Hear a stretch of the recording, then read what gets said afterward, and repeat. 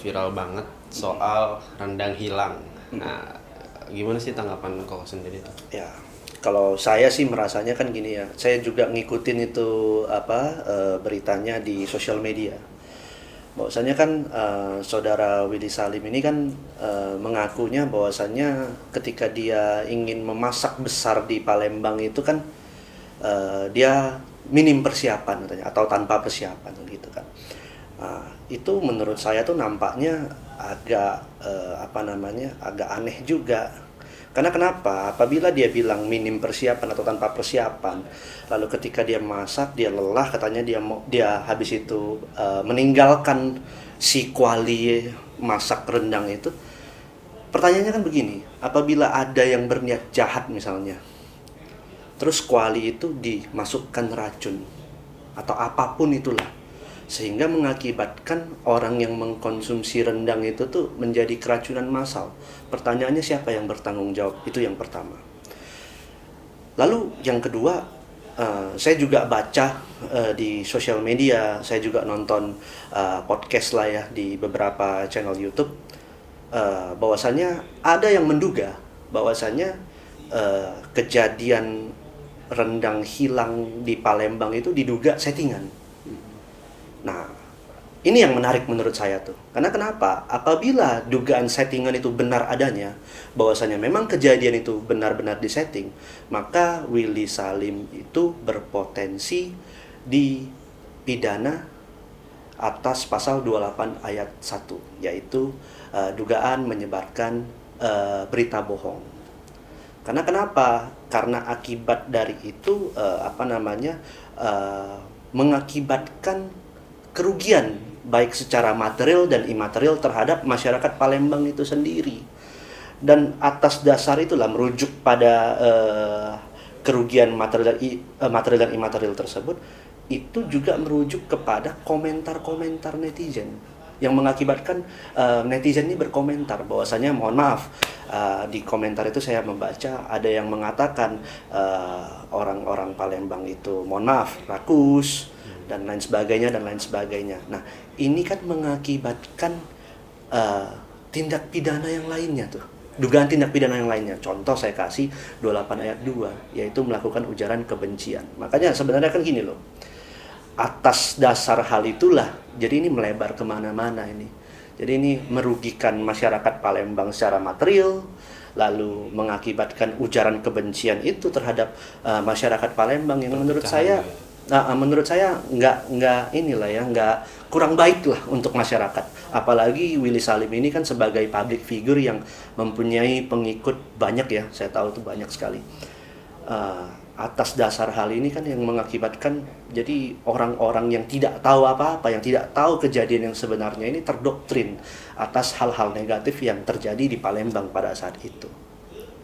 Nah kan konten ini tuh membuat masyarakat ya yang tadi Koko bilang seperti terpecah belah gitu ya, saling mengujar kebencian, akhirnya menjadi stereotip bahwa warga Palembang itu begini seperti itu ya. Nah pertanyaannya adalah sebenarnya yang harus dituntut nih netizennya atau si pembuat kontennya sebenarnya? Kalau saya dari kacamata hukum saya, menurut saya di sini netizen itu kesalahannya itu tidak terdapat pada netizen kan gitu loh. Karena kenapa? Ini video kan dan ini cerita kan awalnya bermula dari Willy Salim sendiri kan seperti itu. Jadi sementara netizen ini kan ya artinya kan seperti ini loh. Willy Salim ini kan mempunyai pengikut yang cukup banyak ya. Dan saya tahu tuh banyak sekali memang. Dan seperti yang saya bilang, netizen ini kan tidak ada di tempat kejadian, sehingga mereka kan nggak tahu nih yang sebenarnya bagaimana kan gitu loh. Tapi itu balik lagi, apabila ini dugaan ini bisa disangkalkan kepada Willy Salim itu apabila terbukti bahwasannya ada dugaan settingan di situ tuh. Apabila dugaan settingannya itu terbukti di situ tuh. Nah, selama itu belum terbukti ya ini hanya sekedar informasi kan gitu. Yang membuktikan kan balik lagi nanti. Apabila ini kasus berlanjut ya dibuktikan di kepolisian, para pihak penyidik yang membuktikan kan seperti itu kan. Akan tetapi dengan adanya kejadian seperti ini saja sudah sangat merugikan menurut saya ya, merugikan baik kepada Willy Salimnya sendiri, baik kepada masyarakat yang ada di Palembang. Dan saya cukup menyayangkan kejadian ini bisa terjadi karena apa? Karena masak besar itu kan didasari dari niat baik, ya, niat baiknya Willy Salim. Mau itu katanya, mau itu memang hanya untuk mencari pamor, ya itu kita nggak mau tahu lah. Tapi yang mendasari masak besar itu terjadi atas dasar niat baiknya Willy Salim. At least begitu pengakuannya. Tapi menurut saya apabila masak besar itu dilakukan tanpa persiapan atau minim persiapan, maka ini akan menimbulkan kerugian yang lebih besar. Kita tahulah sebelumnya ada YouTuber yang sering melakukan masak besar itu, kita sebut saja Bapak Bobon Santoso misalnya. Dia masak besar kemana-mana. Selama dia masak besar dan saya mengikuti channel YouTube dia, ya, saya nggak pernah melihat ada kejadian yang merugikan, ya, merugikan baik secara langsung maupun tidak langsung terhadap diri dia atau objek tempat dia memasak gitu loh. Nah, itu mungkin didasari dari persiapan yang matang kan gitu loh, dan didasari dari niat yang baik juga lah pastinya gitu. Makanya saya sangat menyayangkan hal ini bisa terjadi.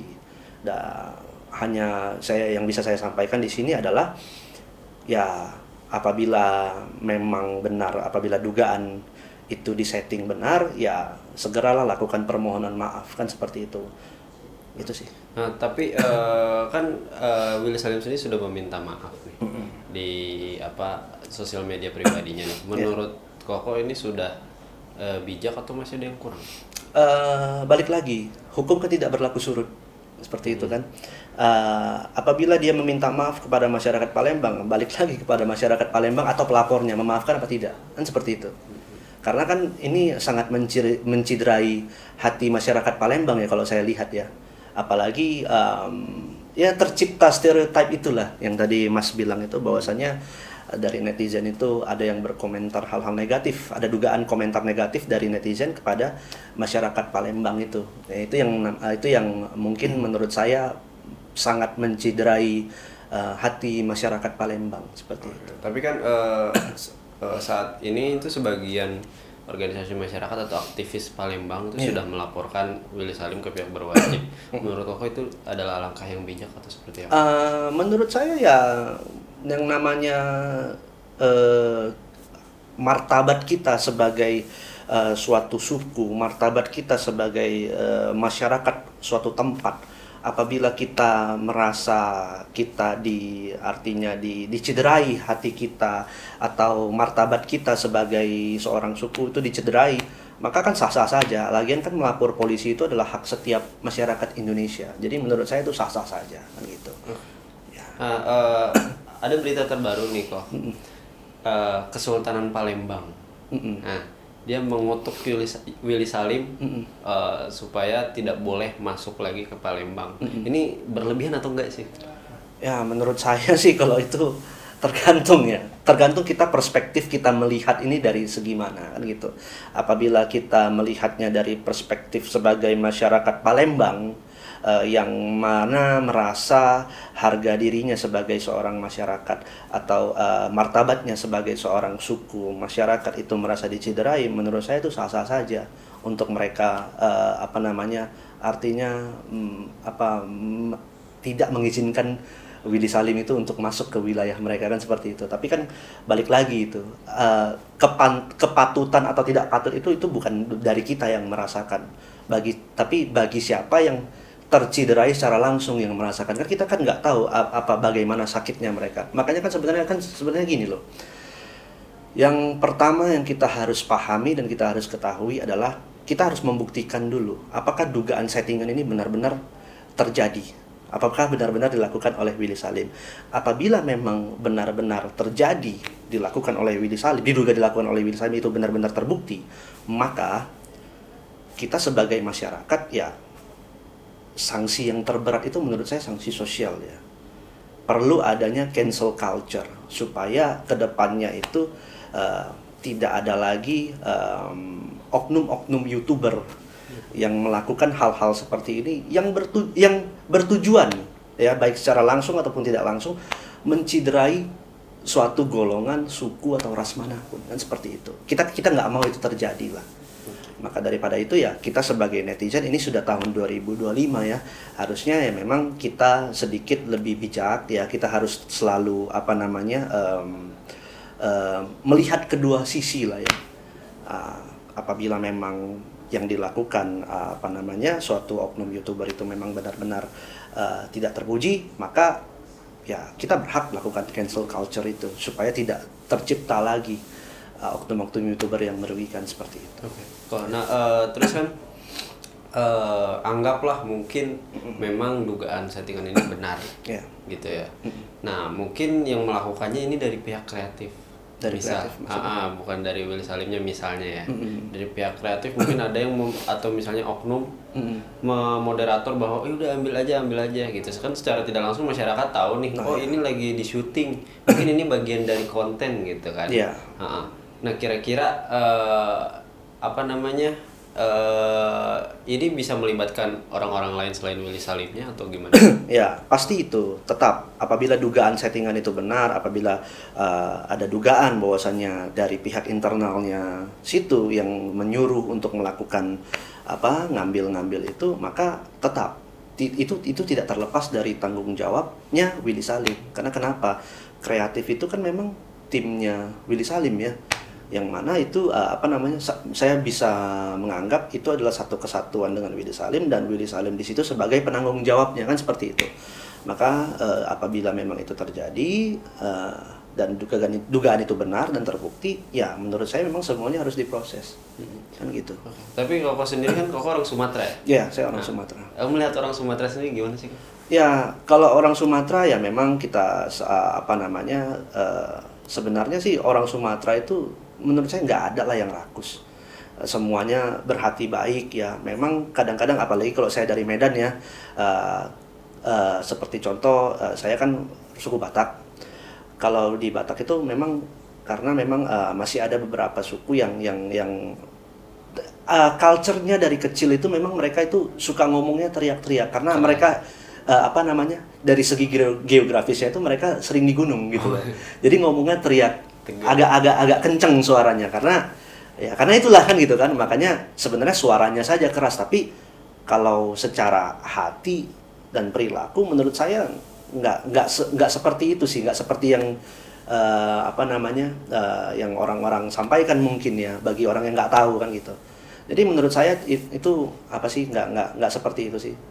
Mau itu Sumatera Utara, mau itu dari Padang, mau itu dari Palembang, menurut saya itu tidak bisa terdivine lah. Oh, suku begini perilakunya seperti itu, menurut saya tidak bisa didefinisikan seperti itu. Terakhir kok buat netizen nih kok. Ya. Yang mungkin masih memberikan ujaran-ujaran kebencian gitu. Nah, kira-kira ada hukumnya atau enggak nih? Dan pesan dari Koko sendiri seperti apa? Oh iya, ya maksud saya kan tetaplah seperti itu. Kita sudah tahu, kita pelajari bersama bahwasanya apabila kita melakukan ujaran kebencian, maka kita bisa disangkakan pasal 28 ayat 2 Undang-Undang ITE ya. Makanya ini tergantung aja apakah ada pelapornya apa tidak kan seperti itu. Makanya untuk netizen ya kalian yang bijak lah kan seperti itu. Apabila memang ada yang melakukan ujaran kebencian, masih ada yang sering melakukan ujaran kebencian, maka menurut saya janganlah lakukan seperti itu. Karena kenapa? Ya orang tidak suka, kan kita juga belum tentu suka kan apabila ada orang yang melakukan ujaran kebencian kepada kita. Dan ini jelas ada pidananya kan seperti itu. Jadi janganlah lakukan seperti itu. Itu sih. Thank you.